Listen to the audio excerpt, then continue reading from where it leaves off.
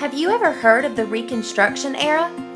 It is the historical time period that took place after the Civil War. Under the leadership of the United States President Abraham Lincoln, our fractured nation began a process of reconstructing, striving for unity, justice, and equality of all people. This era was kicked off on March 4th of 1861 when President Lincoln delivered his first inaugural address. At this time in history, 7 of our nation's states had seceded, and President Lincoln used this speech to argue for their return. A major issue that was ongoing during this time period that I'm sure you've heard of today is slavery, specifically African American slaves to white plantation owners.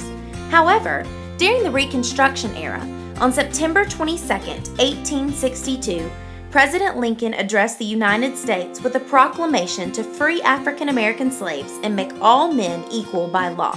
By 1863, the Emancipation Proclamation did just that. The government of the United States supported President Lincoln in this freedom movement by adding Amendments 13 and 14 to the U.S. Constitution. The 13th Amendment, passed in December of 1865, officially abolished slavery and involuntary servitude.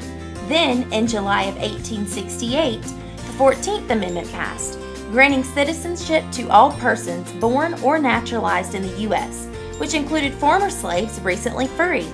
The 14th Amendment also forbids states from denying any person life, liberty, or property without due process of law.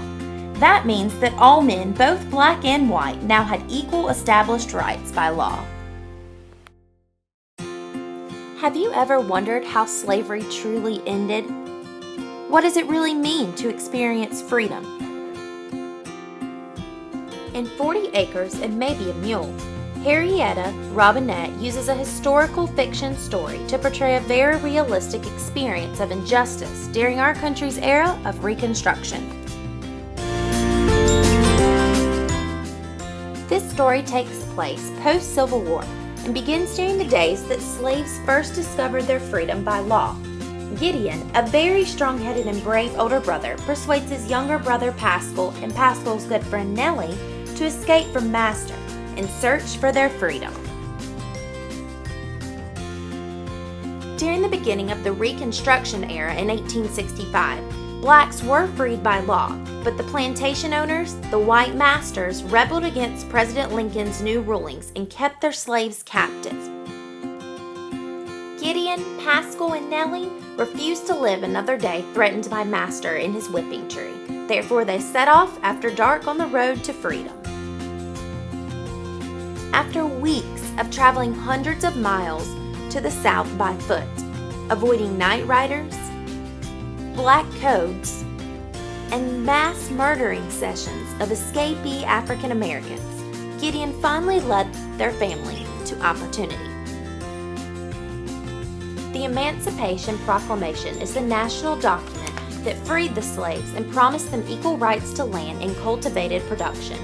The word on those dirt roads Gideon, Pascal, and Nellie and friends they met along the way traveled was that any black man with a family had a right to a handout of 40 acres and maybe a mule. Gideon, Pascal, and Nellie were a family, but would they ever find the freedom they were searching for? Would they have the strength and courage to endure the hardships that come after President Lincoln is assassinated by furious white plantation owners?